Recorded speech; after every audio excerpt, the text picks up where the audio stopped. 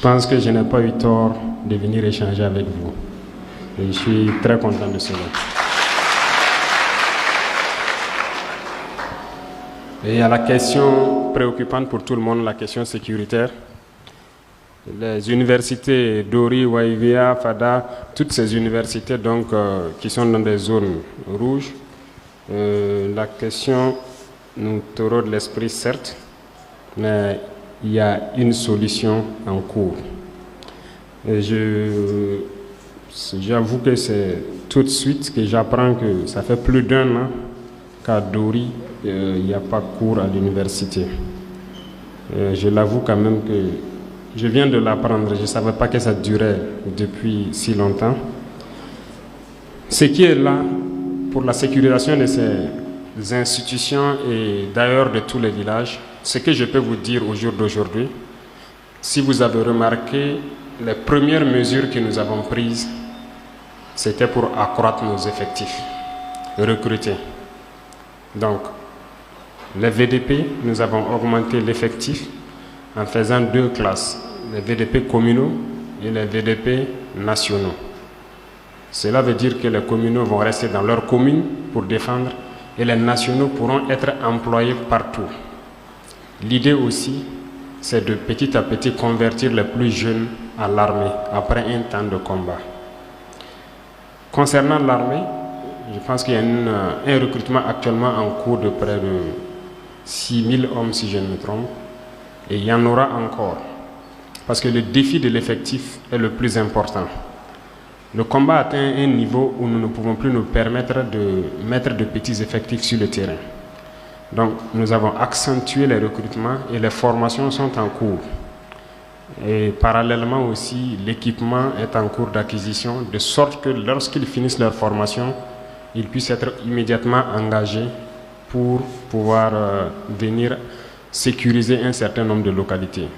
Donc la question de la sécurité se résume d'abord à une question d'effectif, une question d'équipement, ce qui est en cours de résolution.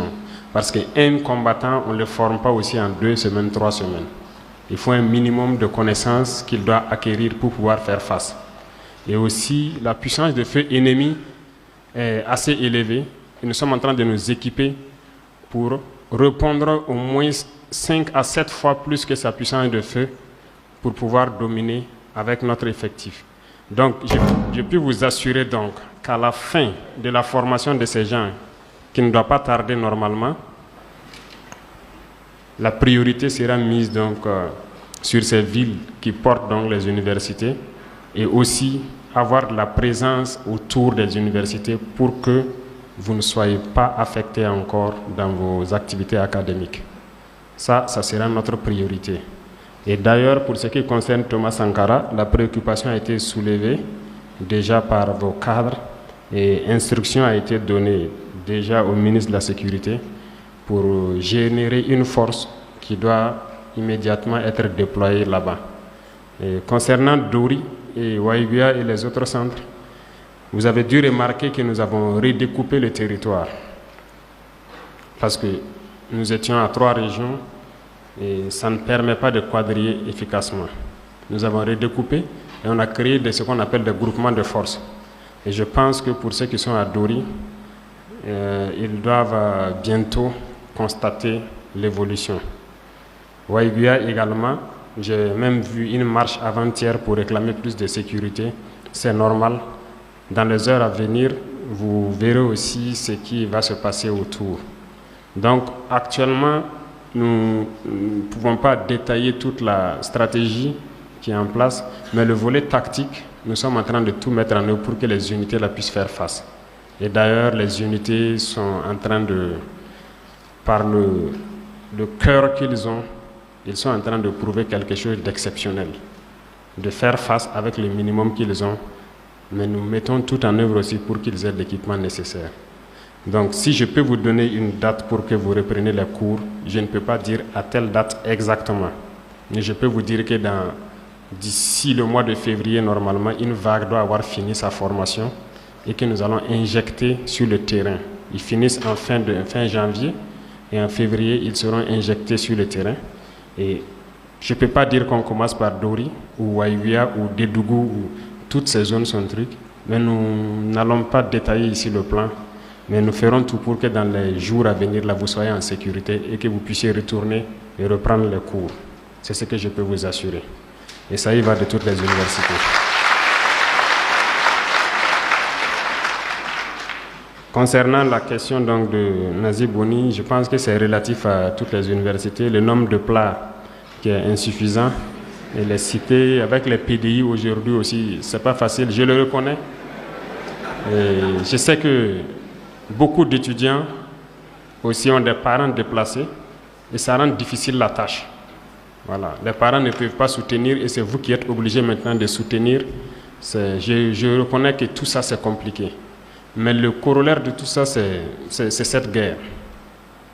Et nous devons lutter pour que dans les jours à venir, là, la température puisse baisser et permettre aux gens de reprendre les activités un peu pour que chacun puisse pouvoir soutenir voilà, l'autre. Voilà.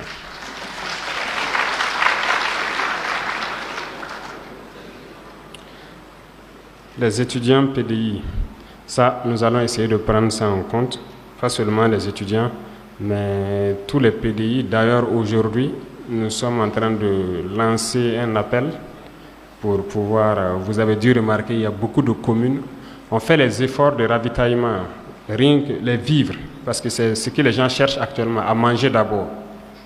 On a la chance qu'il ne pleut pas d'abord, mais nous devons pouvoir satisfaire ces besoins de nutrition-là chez tous les PDI.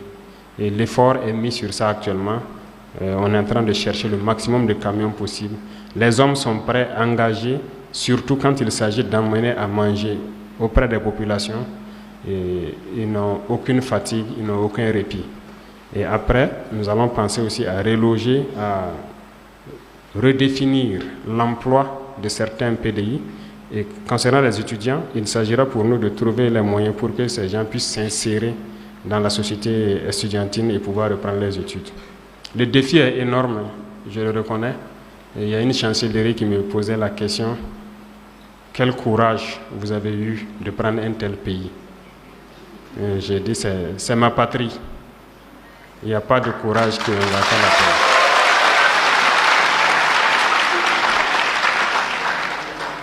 La question des infrastructures, c'est connu, les laboratoires, les bibliothèques, l'Internet. L'Internet, je pense que ça va se résoudre. Heureusement, le ministre est là, elle a bien entendu. Je pense que pour l'université de Ouagadougou aussi, c'est une préoccupation, la fibre optique. Les travaux sont en cours en tout cas. Je pense que les connexions et autres. J'espère que d'ici juin comme ça doit être OK pour la question d'Internet. J'espère bien.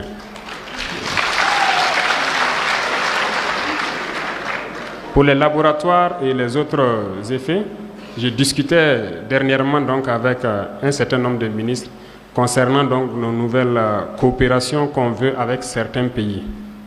Et à chaque fois que l'on part vers un pays pour une nouvelle coopération, j'aime insérer donc le volet enseignement pour qu'on puisse trouver des bourses pour que les étudiants puissent aller se perfectionner dans certaines technologies et revenir, et surtout qu'on puisse acquérir du matériel de laboratoire. Parce que moi-même, je viens d'ici, j'ai fait la géologie et je sais ce que c'est que le laboratoire.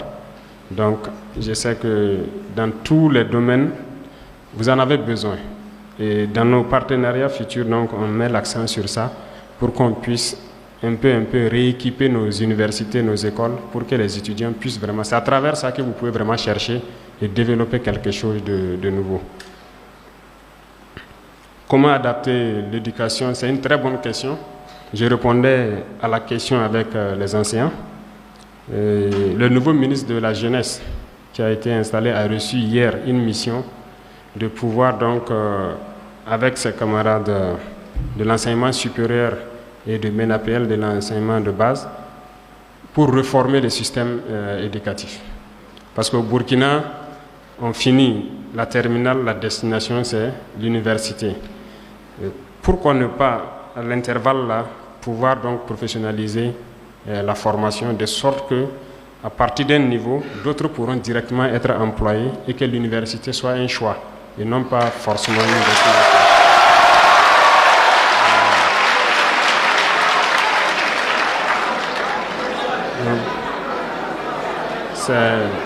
c'est un processus qui a démarré. Il a reçu la mission, donc il va rapidement se mettre à la tâche avec ses autres camarades pour faire ces réformes-là. Concernant l'enrôlement pour être VDP, je suis très ému, très content de voir que nous ne le souhaitons pas, mais j'ai vu dans un pays, donc à un niveau donné de la guerre, ils ont dû fermer les universités, enrôler les étudiants, les former et faire face à la menace. Nous espérons que nous n'arriverons pas à cette situation, mais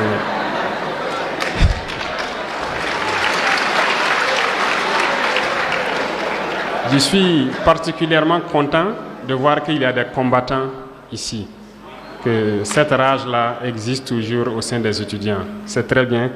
Nous allons étudier, voir, mais nous ne souhaitons pas, en tout cas, a priori, vous engager pour prendre des kalachnikovs, mais nous allons vous engager, nous allons vous engager pour comment fabriquer des kalachnikovs.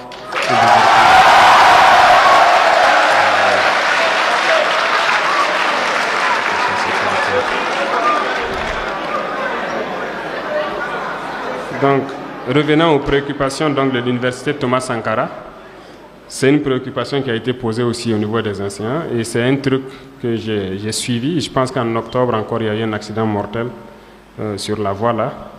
Le vendredi surpassé, si je ne me trompe, j'ai pris la voie pour aller donc, au centre de formation des VDP et j'ai pu remarquer l'étroitesse de cette voie.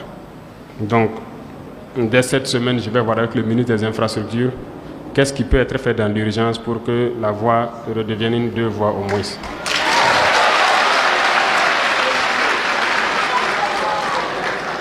Et aussi, je disais pour la sécurité, donc ça c'est déjà pris en compte. Et revenant à la question du patriotisme, bon, heureusement que ça vient de vous et je souhaite que le patriotisme soit la chose qui vous anime le plus. Rien ne vaut la patrie. Et déjà que cette jeunesse a compris que notre patrie, on ne va jamais se retrouver ailleurs et être chez soi. C'est chez nous ici. Et ceux qui ne veulent pas se battre pour la patrie, je pense que vous les connaissez. Et je ne souhaite pas que vous soyez violents envers eux, mais il faut donc les observer comme ça, continuer à jouer leur jeu, mais nous trouverons les voies et moyens pour aller avec les patriotes vers donc, le rayonnement de notre patrie. Et c'est un phénomène très important, d'autant plus que les gens ont demandé à ce qu'on ramène l'éducation civique et tout au niveau des universités même. Mais nous trouverons la formule pour en tout cas faire rehausser le niveau de patriotisme de la jeunesse pour que les gens n'emboîtent pas les pas de certaines personnes qui ont vraiment tout perdu. Voilà.